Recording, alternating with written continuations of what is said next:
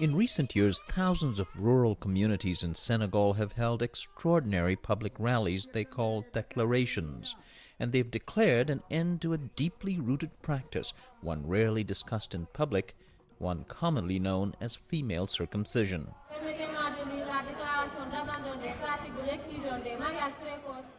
Never in my wildest dreams could I have imagined that I would be sitting here years later saying that 4,792 communities in Senegal had abandoned. In the beginning, it was just unthought of, unbelievable, because it was so taboo. Molly Melching founded a group called Tostan Breakthrough in the local Wolof language in the early 90s. She had modest goals to educate people about health and human rights, especially in rural areas and in local languages. The Illinois native is fluent in the ways of Senegal, but she keeps a low profile in the work of Tostan. Tostan's work often begins with an icebreaker, like an old movie. Many in the audience have never watched a film. To overcome the language barrier, the selection is a Buster Keaton silent movie classic from 1923, and it's a hit. A more serious film followed on vegetable gardening. It's all part of seminars on nutrition, health, basic human rights, and other issues in groups, songs, dances, and drama. She needs to be cut. All girls need that. It's proven to be one of the most promising attempts in history to wipe out what Melching calls female genital cutting, a practice that dates back 2,000 years. Each year, the World Health Organization says up to 3 million girls in Africa are subjected to genital mutilation, and up to 140 million women live with its consequences. You can't have a recognized marriage if she's not cut. That cut is a painful rite of passage for girls across a wide swath of predominantly Islamic, African, and Middle Eastern countries. However, the practice goes back hundreds of years before Islam or Christianity, and it's also practiced in both faiths and religions native to this region. It's thought to have originated in the harems of ancient rulers as a means of controlling women's fidelity or as a sign of chastity among those who aspired to be consorts. Those who were in the rest of society could move up, and you could marry someone who was more prestigious or had more money, more status, if you underwent this practice, because it was a sign of good reputation. And as the years went on, 2,200 years, it became very much a part of what was considered criteria for good marriage. Melching came to this West African nation as a student in the 1970s and later as a Peace Corps volunteer. She stayed on to work on improving health education, which she found sorely lacking. When you see a friend that you have known for several months and you've gone to her house for lunch, and then she tells you her child has some problem, that it's someone who's cast an evil spell on the child, the baby, and that she's going to take them to a religious leader to get the spell taken off. And you don't know what to say. And it turns out the baby was dehydrated. But from the health education, women began to understand infection, and Melching says they began to connect the dots. So suddenly, as they started learning the germ transmission and the consequences of FGC and how these infections occur and why they had more problems in childbirth than other women who have not been cut, they started saying, wait a minute. People used to be afraid to talk about this before. Not anymore. But how did women in conservative, patriarchal societies become able to speak out, especially on a sensitive sexual topic?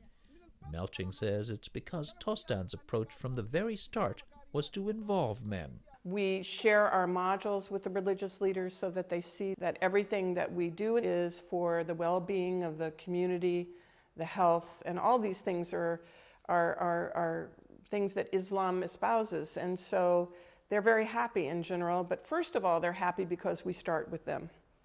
We respect them.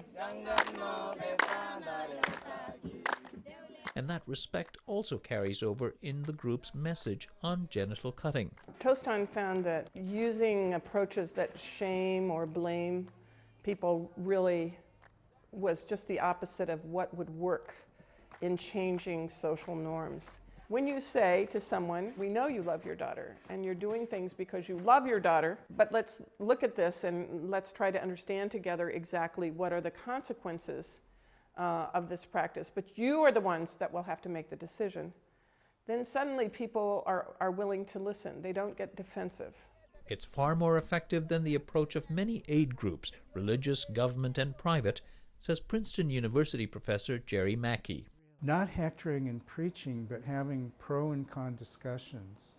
When we think of an ideal way of making a change, we'd say it's democratic. We all get together and talk it over and decide what the best thing is to do. Whereas some development approaches would say, force them to do it, pay them to do it, trick them into doing it.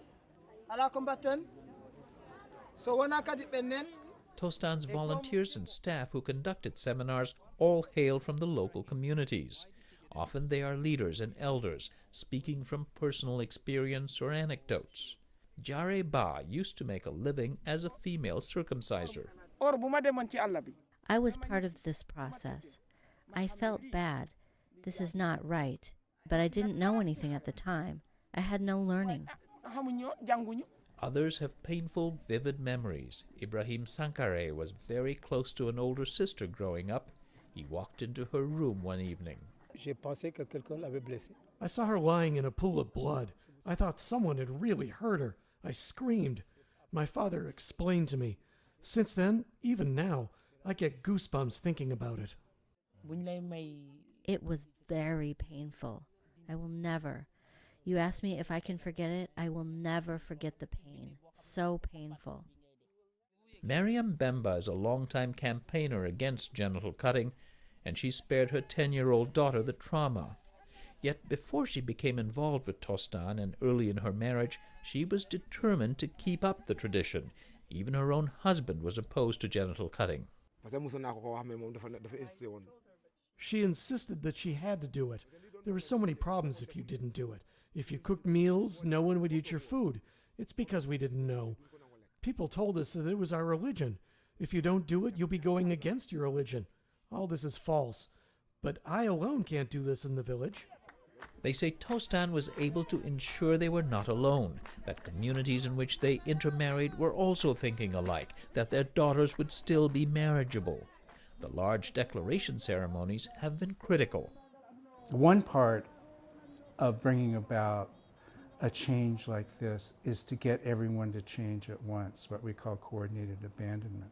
Everyone has to see that everyone else sees that everyone is changing. Genital cutting is not the only tradition they want to change. Many communities have vowed to end the frequent practice of allowing older men to marry adolescent girls, acknowledging both the health risks and the girls' human rights.